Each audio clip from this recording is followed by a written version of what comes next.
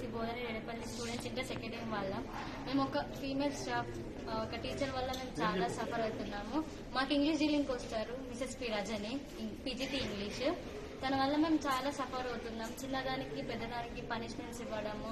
నిన్న జస్ట్ మా ఫుడ్ మాకు అడిగిన దానికి క్వశ్చన్ చేస్తే మమ్మల్ని తిట్టిరు, వర్డ్స్ కొన్ని యూజ్ చేసారు, బ్యాడ్ గా యూజ్ చేశారు మా ముందు. చిల్లరగాళ్ళు బలుస్తున్నారు, బిచ్చపోళ్ళు, మస్తికొచ్చిర్రా మీరంతా, పనికి మళ్ళ బ్యాచ్, పనికి మళ్ళ మంద, పంది జాతి, ఉమ్మిస్తే కూడా ఉమ్మ అనేది కూడా ఇంతలుగా ఫీల్ అవుతుంది మిమ్మల్ని చూసి అని ఇట్లా కొన్ని వర్డ్స్ అనేవి యూజ్ చేసింది సార్. ఒక జెంట్స్ స్టాఫ్ ముందు సార్ మాకు డీలింగ్ చేస్తున్నప్పుడు మేడం చెప్పే పద్ధతి మేము వింటాం సార్. పనిష్మెంట్ ఇచ్చినా మేము తీసుకుంటాం, కాకపోతే ఇచ్చే పనిష్మెంట్ పెద్దగా ఇస్తారు, చిన్నదానికి కాందానికి ఇస్తారు. మేము చెప్పే మా వర్షన్ కూడా మేడం అసలు వినరు, మమ్మల్ని అర్థం కూడా చేసుకోరు. మా పర్సనల్ ప్రాబ్లమ్స్ ఉండి మేము ఏదైనా ఫ్రెష్ అప్ అవడానికి వెళ్ళినా కూడా అసలు కేర్ కూడా చేయరు. రూల్స్ బ్రేక్ చేస్తున్నారని అడుగుతున్నారు.